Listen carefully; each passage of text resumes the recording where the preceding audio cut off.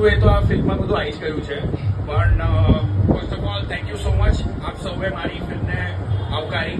આજ હું અહીંયા ઊભો છું અને તમારી સાથે આ ફિલ્મ જોઈ શકું છું, એ વાતનું મને ગર્વ છે. First of all thank you કહીશ આપણા સૌના વાલા યંગ અને ડાયનામિક એમપી શ્રી હેમાંગ જોશીનો, જે હમણાં અહીંયા નથી આપણી સાથે.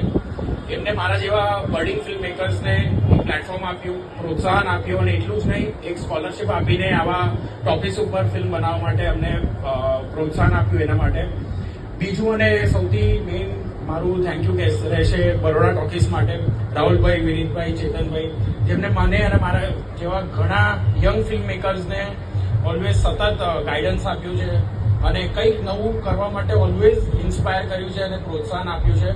એટલે થેન્ક યુ સો મચ તમને પણ. વધારે તો કશું છે નહીં કહેવા માટે, પણ સ્વદેશી એક વર્ડ, આ જ્યારે ટોપિક આવ્યું, હું જ્યારે લખવા બેઠો ત્યારે એક વસ્તુ મને ખબર પડી કે સ્વદેશી પ્રોડક્ટ્સ કરતાં બી એક માઇન્ડસેટ છે જે આપણે બધાએ સ્વીકારવો જોઈએ. આજે આપણા વડાપ્રધાન શ્રી નરેન્દ્ર મોદીના નેતૃત્વમાં ભારત વિશ્વગુરુ બનવાના માર્ગ ઉપર છે.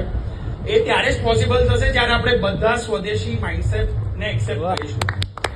આપણે અગર જોઈએ તો સવારથી લઈને રાત સુધી અગર આપણે ઓબ્ઝર્વ કરશું તો એટલી બધી વિદેશી વસ્તુઓ આપણે રોજ વાપરીએ છીએ, એ બધાને આપણે સ્વિચ કરવાનું છે સ્વદેશીમાં.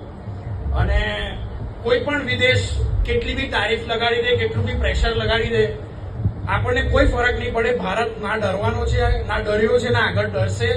અને આપણે વિશ્વગુરુ બનીને રહેશું જો અગર આપણે સ્વદેશી માઇન્ડસેટને સારી રીતે સ્વીકારી લઈશું. બાકી થેન્ક યુ સો મચ બધાને.